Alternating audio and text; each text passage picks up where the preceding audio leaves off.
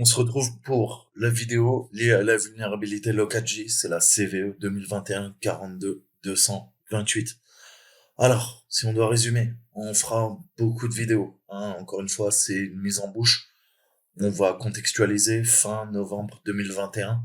Une vulnérabilité critique a été découverte dans Locadji. Donc, c'est un framework de journalisation Java populaire. J'ai un très bon ami qui a travaillé dessus, hein, qui a bossé carrément sur les bases de Locadji. Donc, on en a beaucoup parlé ces derniers mois.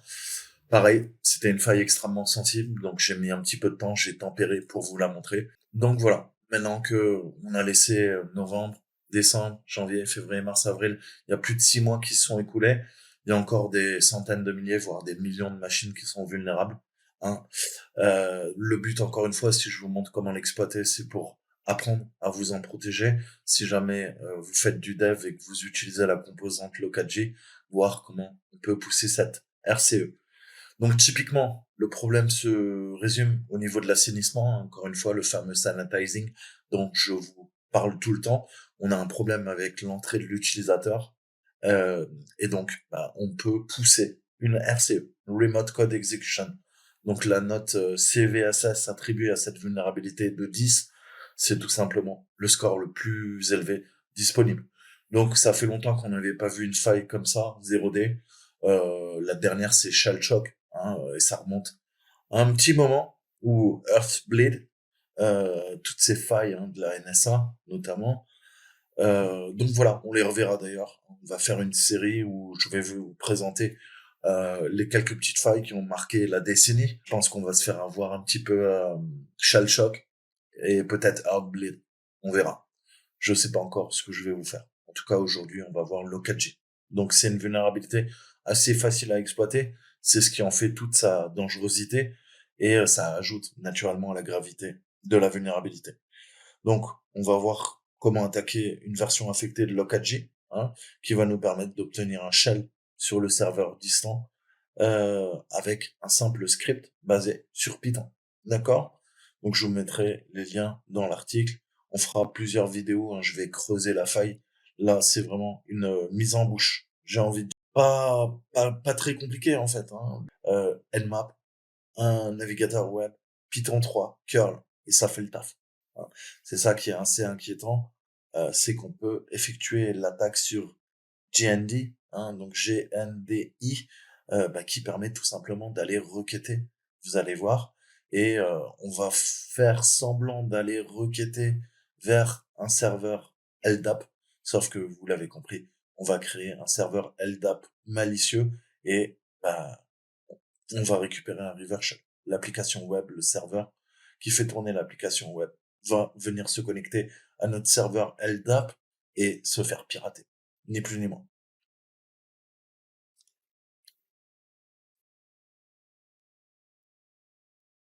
Donc voilà, en préambule, on va aller pinguer, on va faire un C3 sur ma machine de test, hein, qui est joignable à cette adresse. Donc on voit qu'elle répond parfaitement. On va se connecter au lab. Voilà. Donc on arrive sur cette merde de connexion. Le site a été créé, hein, naturellement de toutes pièces. Il utilise la composante Locadj qui permet tout simplement, hein, de gérer entre autres des mires de connexion, hein. Et c'est pour ça que ça en faisait une faille majeure, c'est que il y a quasiment beaucoup de trucs, hein, notamment sur les serveurs Apache, qui utilisaient Locadj, hein. Donc c'est une 0D qui fait partie du l'utilitaire de logging, hein, au niveau d'Apache et qui permet facilement, hein, une RCE. Du coup, j'ai remonté la vidéo parce que elle était corrompue. Donc, je vais pouvoir ajouter des choses. Donc, cette vulnérabilité Low4j, hein, c'est Vector Data qu'ils ont été découverts, je vous le disais, il y a plus de 6 mois. Le sérieux de la question est que il s'agit d'un framework populaire en fait, hein, pour l'organisation du registre dans les applications Java qui va permettre l'exécution de codes arbitraires. On va travailler sur le registre au format JINDI 2. URL. Alors, on peut faire appel à différents services, vous allez voir. On va pouvoir appeler, nous, dans notre exemple là, que je vais vous montrer, ça va être une requête vers un LDAP. On peut également utiliser un serveur DNS qui est sous le contrôle de l'attaquant et qui va permettre de pousser la classe exploit. Hein. Donc, c'est une classe JavaScript malicieuse qui va être exécutée par le serveur. Donc, typiquement, qu'est-ce qu'on fait? On pousse la requête Jindy, hein, au niveau de la mire de connexion. Elle va venir se connecter à l'adresse IP qu'on lui donne. J'ai un serveur LDAP sous mon contrôle. Ce serveur LDAP va pousser la classe Java malicieuse. Donc, 1389, vous allez voir, c'est le port. L'application web, le serveur web va venir se connecter à mon 1389, c'est le serveur LDAP. Et ensuite, le serveur LDAP pousse sur le port 80 HTTP vers le serveur web qu'on veut pirater. Et il va envoyer naturellement la classe Java qui va s'exécuter sur le serveur et qui va pousser la RCE. Donc, comme je vous disais, on va essayer. Qu'est-ce qu'il nous dit? Il nous dit not allowed. D'accord? On peut voir en parallèle que quoi? On peut lancer un scan and map pour voir les services associés. On va faire un style scan, un SV pour énumérer les services sur mon serveur démo INE local.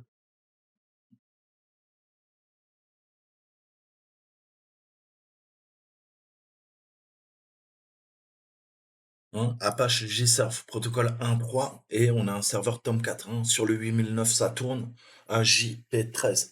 Donc je vous mettrai tous les liens, allez creuser. Hein. Vous verrez, il y a des articles de qualité, de Qualys, hein, comme d'habitude, qui font d'excellents articles. Concrètement, on a le protocole Apache JServe, hein, qu'on appelle AJP dans le jargon, qui est utilisé pour la communication entre le Tomcat et le serveur web Apache. D'accord? Donc, serveur web Apache, Tomcat fait la présentation. On a deux services disponibles sur notre machine. On a vu qu'on a notre application web vulnérable, hein, qui est là. Je peux essayer de m'authentifier, mais je n'y arrive pas. D'accord? Donc cette maquette, concrètement, j'ai quand même, comme c'est mon serveur, les droits, et techniquement, on arrive sur un dashboard. D'accord? Et on voit qu'on a la possibilité de faire un sign out, et il me dit que mon serveur est en maintenance. Donc on voit qu'on a cette application web de démo, d'accord, qui est disponible sur le serveur cible. Grosso modo, on a notre page de connexion simple avec les informations d'identification. Vous voyez que j'ai simulé la connexion comme si j'étais administrateur. On arrive, la connexion est réussie. C'est sympa, on arrive à avoir quoi? À accéder au dashboard. D'accord? Mais vous allez voir que la vulnérabilité, en fait, elle ne nous oblige pas à connaître les informations d'identification de l'application web ou de l'application qui va utiliser Lockadg. Et c'est là que ça devient extrêmement violent. Donc je vais me déconnecter et on va voir maintenant de l'extérieur comment on va utiliser le POC, hein, pour non seulement prendre le contrôle du serveur, mais en plus, comment dire, pousser la RCE. Donc là, on voit que l'admin est là, je me log out, et maintenant on va travailler sur l'exploit. Voilà. Et là, on voit que, eh ben, ouais, on arrive à quoi? On arrive à pousser le Jindy, hein, via la connexion. On a la mire de connexion sur le demo.in local. Et qu'est-ce qu'il fait? Ben, on voit bien qu'il se connecte à notre serveur LDAP. D'accord? Et il nous le dit. Hein, on dirait que l'autre qui est relié a l'air vulnérable. Donc, c'est un bon point pour nous. CTRL C. On va passer à l'exploit en soi. On va Python 3, le POC.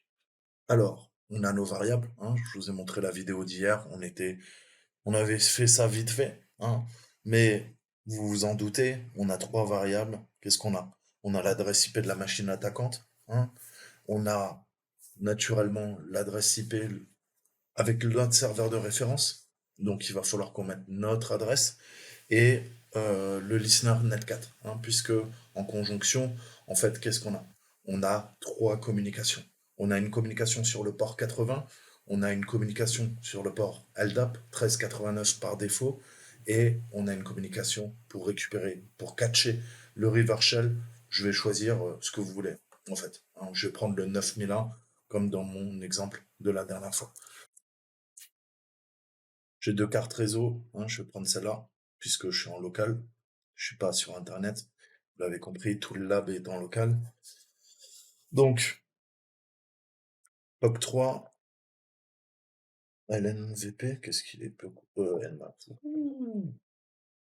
Voilà. Donc on pousse, ça crée notre serveur LDAP, ok?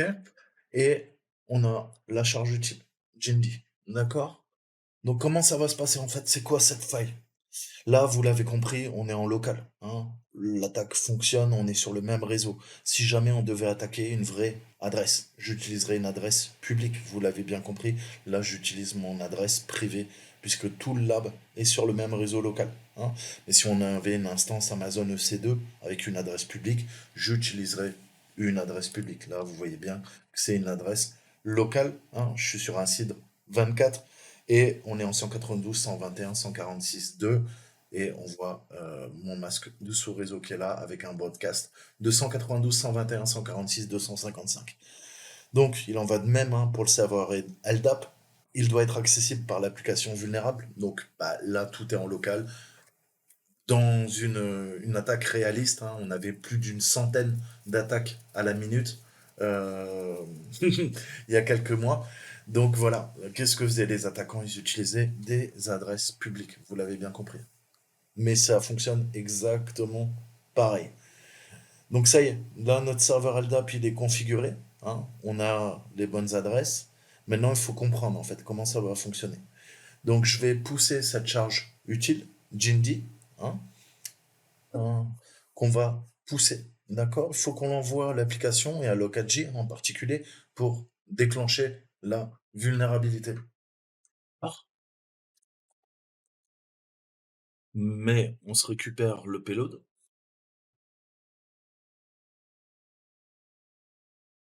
On va le pousser. Même pas besoin de mettre de mot de passe, hein, vous l'avez compris. Donc, qu'est-ce qui va se passer? Là, je suis en 80, HTTP. Je pousse la charge utile. La charge utile dit, écoute, au Jindy, tu vas te connecter au serveur LDAP à telle adresse sur le port classique 1389. Qu'est-ce qu'on a? On a mis en place notre serveur LDAP qui va répondre. Ok, le serveur web, le Tomcat, Lokaji, Apache, hein, ces trois composantes vont se connecter sur ce port, le 1389, et qu'est-ce qui va se faire? Eh ben, le 1389, mon serveur va répondre et il va pousser l'exploit, tout simplement. D'accord? La charge utile. Et la charge utile, c'est quoi? Eh ben, c'est ma classe malicieuse Java. Donc, grosso modo, on a configuré hein, pour accepter les requêtes LDAP qui vont être émises par l'application web vulnérable. En fait, c'est Lokaji qui va faire la demande pour être plus précis. C'est pour ça qu'on pousse ça dans le champ. Tout est logué, vous le savez, par Lokaji. Qu'est-ce que va être logué? Eh ben, il va prendre le string et au lieu de croire que c'est un utilisateur, vous l'avez bien compris, il va interpréter la demande. Donc le port standard pour la communication LDAP, c'est le 1389, mais vous pouvez tout à fait utiliser d'autres ports, hein. Par exemple, si vous voulez démarrer le serveur en tant qu'utilisateur standard, non privilégié, généralement par défaut, c'est le 1389. Après, vous pouvez tout à fait modifier ça, hein. Je vous mettrai la documentation d'Oracle là-dessus. Donc maintenant que vous voyez un petit peu à quoi sert le LDAP, hein, on va pousser la charge utile, et c'est la première moitié de l'exploit, hein. La seconde moitié, vous l'avez vu, on a mis en place un écouteur Netcat sur notre Kali Linux, et on va configurer en fait le serveur LDAP pour qu'il pousse la charge utile malveillante, et en poussant la charge utile malveillante, elle va être exécutée, cette fameuse classe malicieuse, sur le serveur web, et en exécutant ce code, eh ben, ça va demander de se connecter en River Shell sur le port 9001 de notre écouteur Netcat, hein. On attend la communication, on n'a plus qu'à pousser la charge utile. Et ça se fait très simplement. Voilà. Donc là, on voit que ça mouline techniquement. Vous savez, quand ça mouline, généralement, c'est qu'on a poussé notre RCE, c'est que c'est fonctionnel. Et là, on arrive à récupérer notre flag. D'accord? Donc on voit que c'est extrêmement puissant. Maintenant, il faut faire notre escalade de privilèges. Je vais stabiliser le shell. On va se faire un import pty, point virgule, pty, point spawn, bin bash. Donc là, je stabilise en appelant le bash via Python. Voilà, je suis stabilisé. On voit user demo qui vient d'apparaître. Où am I? OK. On peut faire un sudo -l, voir les droits. Voilà. Et là, on voit que la machine est extrêmement mal configurée. Qu'est-ce que je vois tout de suite? All. Donc tout le monde peut faire tous les programmes, toutes les commandes, et tout le monde peut faire no password. Donc, vous l'avez compris, qu'est-ce qu'on peut faire? Sudo, élévation de privilège. Je vais dans un dossier extrêmement sensible à la racine du serveur et j'appelle bash. Ça y est, élévation de privilège. On est route. La machine, elle est poutrée de A à Z. Donc, vous voyez que, encore une fois, hein, c'est pour vous donner des exemples, mais on a un gros défaut au niveau de cette instance, hein. Déjà, le serveur, vous l'avez vu, il devrait tourner en quoi? Il devrait tourner, là, il tourne avec un compte utilisateur, hein. Donc on a un problème. Pourquoi on n'a pas un daemon? Pourquoi on n'a pas le compte de service, hein? On a quoi? On a le 33. On a www.data. En principe, j'aurais dû être www.data.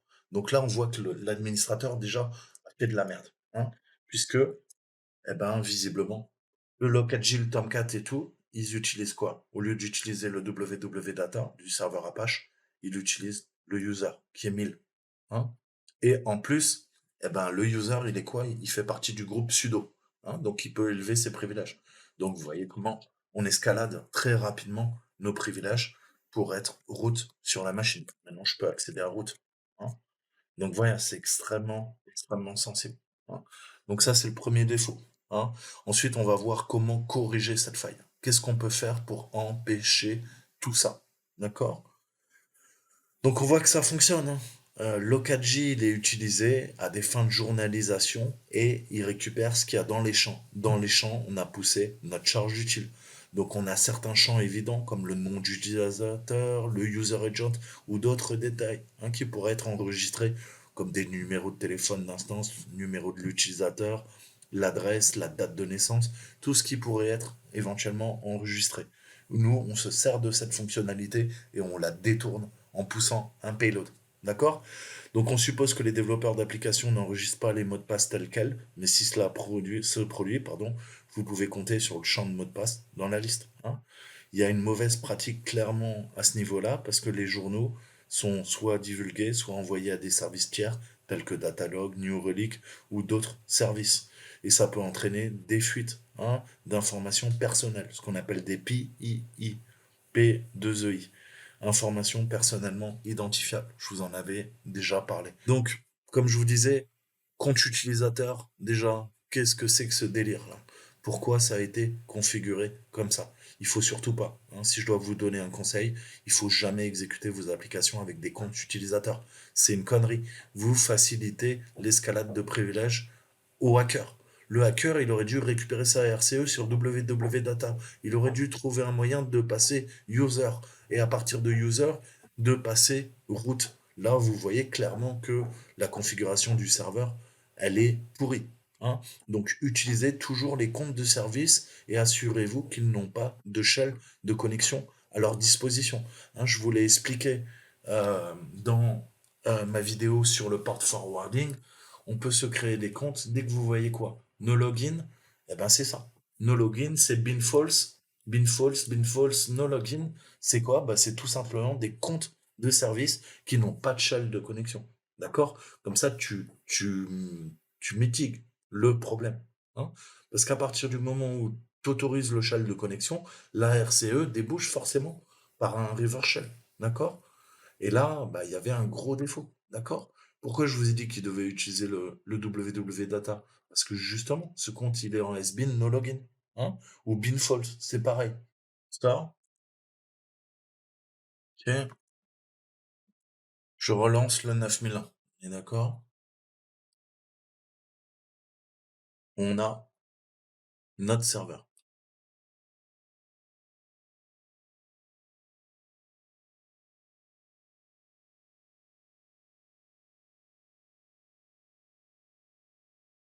Le curl A nous permet de travailler sur le user agent.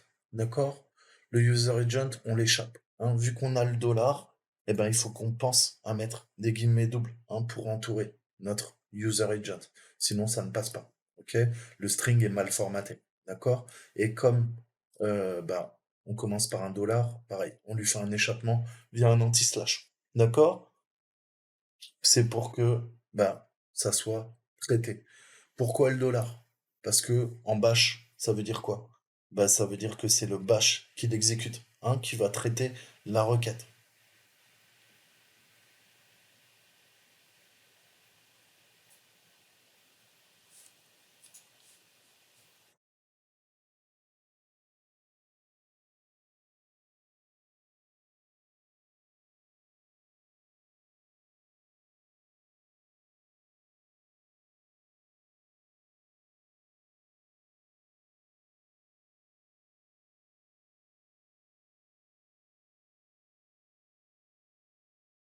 Donc là, on demande à curl de pousser la charge utile appropriée, hein, et on va voir si on arrive à faire le taf. Donc curl 1, je travaille sur mon user agent, on travaille sur une chaîne, hein, et en fait, c'est interprété par bash. C'est pour ça qu'on a le dollar.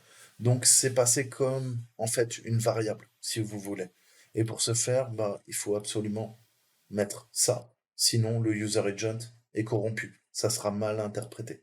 Donc échappement avec l'anti-slash et le dollar, hein. Le dollar, il faut utiliser des guillemets doubles pour entourer notre user agent, hein. C'est un string. Ensuite, le dollar, pourquoi? Parce que c'est bash qui va traiter ce symbole en particulier. Et tout ce qui est précédé, eh ben, c'est traité comme une variable. Donc, si on ne fait pas ça, vous l'avez compris, la charge utile sera corrompue. Elle va pas passer, il faut absolument notre échappement. Donc, il faut l'anti-slash et tout encapsulé dans des double quotes. D'accord? Si vous utilisez des guillemets simples, ça devrait également fonctionner, hein, mais c'est pas interprété par le shell et c'est envoyé tel quel. C'est pour ça qu'il nous faut des doubles. On va voir, hein, je vais vous montrer. Donc ça, c'est le problème de syntaxe, hein. J'envoie. Qu'est-ce qui se passe techniquement?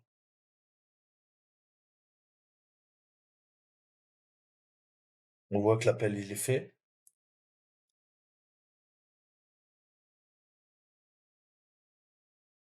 ça passe. Ok.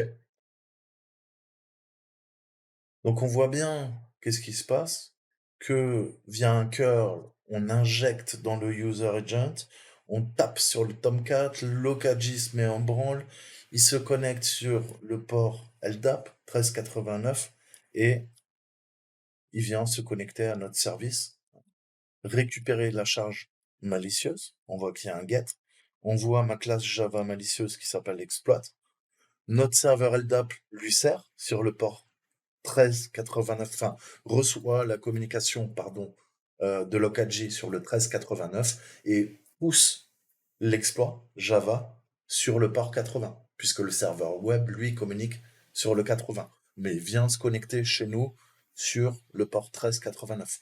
Il reçoit la classe Java malicieuse, il la lance, il l'interprète et l'exécute via sa runtime, hein, sur le serveur et automatiquement notre port 9001 qui en écoute, le Netcat Listener, récupère la communication du serveur qui vient pousser notre RCE, notre reverse shell. Donc vous voyez que ça se fait, hein, en 4 étapes, hein. Je pousse le payload, je reçois la communication sur le port LDAP, via le serveur LDAP. Ok.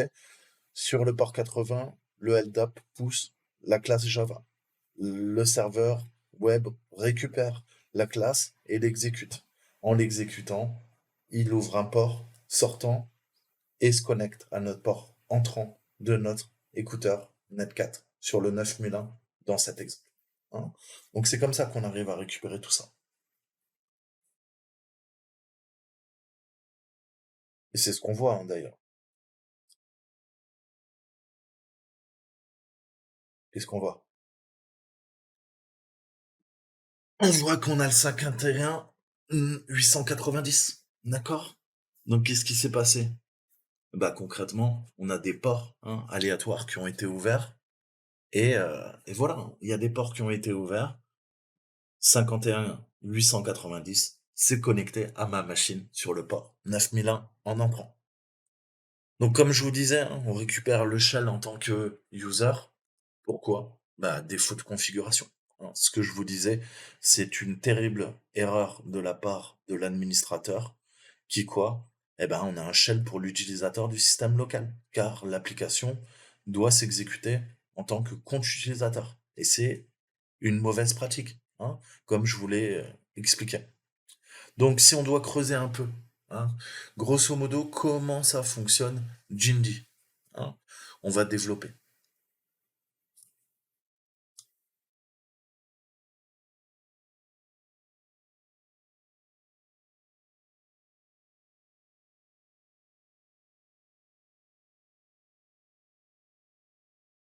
Donc, si vous regardez de plus près la charge utile, hein, vous remarquez qu'on a deux chaînes en fait. On a Jindy, deux points, séparation et LDAP, hein. Ensuite, on a l'IP de notre instance, notre Kali, avec le port 1389 par classique, et on a notre listener en parallèle, euh, comment dire, Net4, hein, sur le port 9001. Mais qu'est-ce que Jindy? Alors Jindy, en fait, c'est une fonctionnalité Java qui va permettre aux objets d'être chargés, utilisés comme un programme Java pendant l'exécution, la runtime.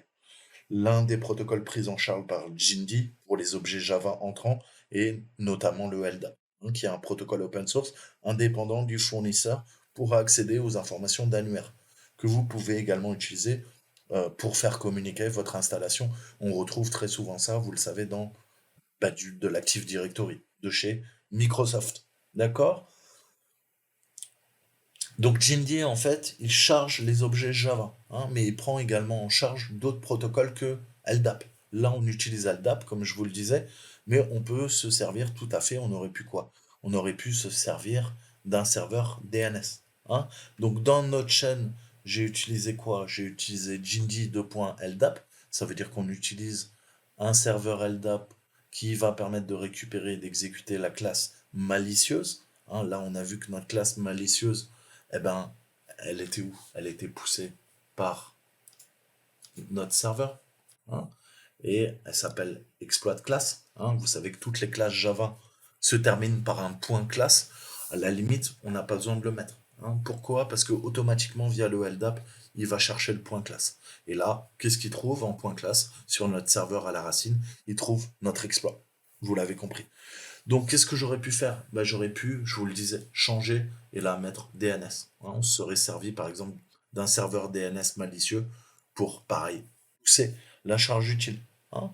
On a un serveur de notre choix que l'attaquant contrôle, et ben il va être utilisé pour faire de la divulgation d'informations non autorisées. PII, comme je vous le disais.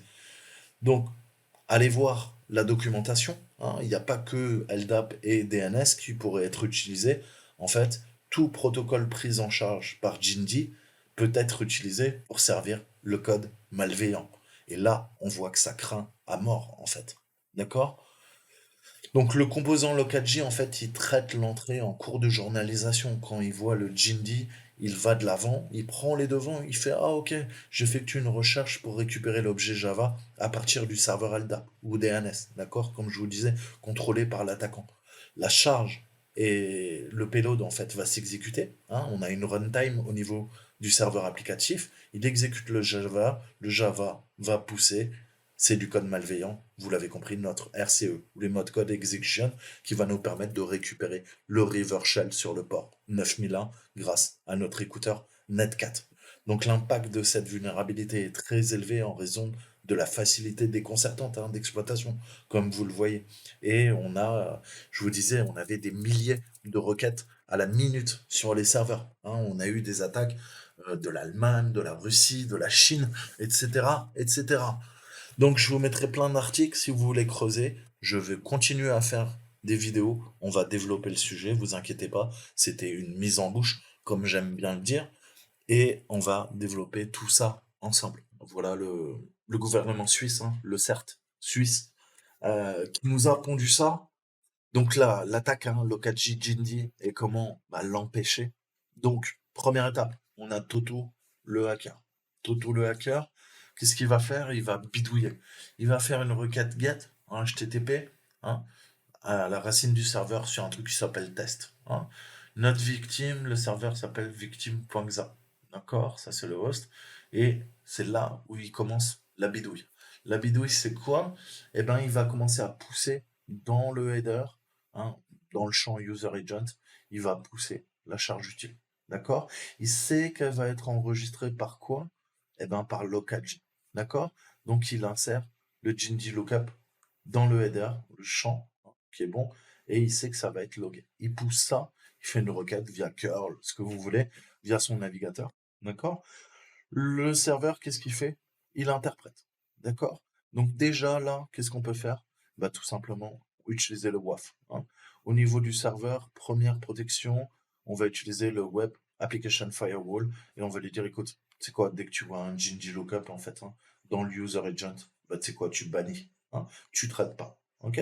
Donc plus de communication. Ok? Dès que le user agent, il y a Jinji LDAP, ok, automatiquement, tu drops, hein, les communications. Quand bien même, ça continue, hein, continuons la simulation de l'attaque. On arrive en 2. En 2, bah, vous avez bien compris que la chaîne de caractères, elle est passée à Lokaji, hein, pour le login. Donc là, pareil, deuxième étape, en termes de prévention, bah, tout simplement désactiver Lokaji, hein, en attendant qu'il soit patché. D'accord? Donc patcher Lokaji, puisque bah, il y a une faille au niveau de l'implémentation. Sinon, dans notre attaque, qu'est-ce qui se passe? Interprétation, hein. Le serveur, l'application envoie à Lokaji, Lokaji répond et on lui dit, bah écoute, tiens, connecte-toi en fait à quoi? Bah à Evil Xa et ressource X. Evil Xa, vous l'avez compris, c'est quoi? C'est le Toto de hacker, c'est le PC, le Kali de Toto, le hacker, soit c'est un serveur qui contrôle, hein. Et le LDAP, bah oui, va servir, hein. Le Evilxa, qu'est-ce que fait la victime? Bah, via l'Okaji, il va se connecter, hein, sur le fameux port 1389 au serveur malicieux LDAP qui va servir justement quoi? Qui va servir le payload, hein. Il renvoie sur le port 80, hein, puisque c'est un serveur web. Et on a quoi? Bah, on a une classe Java, hein, là qui s'appelle Evilxa. Nous, on l'a vu, hein, elle s'appelait Export. Et on a du Java Serialized Data. En fait, c'est notre payload qui est encapsulé, qui contient la classe malicieuse Java qui va être exécutée. On va pousser le serveur vulnérable à exécuter le code. Et en exécutant le code, qu'est-ce qui se passe? Ben, on a des sérialisations Java et, ben, la classe est exécutée, tout simplement, hein. Et ça exécute notre payload. Et le payload, qu'est-ce qu'il fait? Ben, il pousse notre RCE. Via un reverse shell, on récupère la main. Dernière mitigation au niveau de la sécurité, eh ben, c'est tout simplement désactiver l'exécution de code base, hein, d'exécution de code à distance. D'accord? Donc voilà, contrôler le pare-feu, patcher Lokaji, désactiver Lokaji si vous n'en avez pas besoin, bloquer et désactiver les lookups Jinji et désactiver le remote codebase. D'accord? Voilà.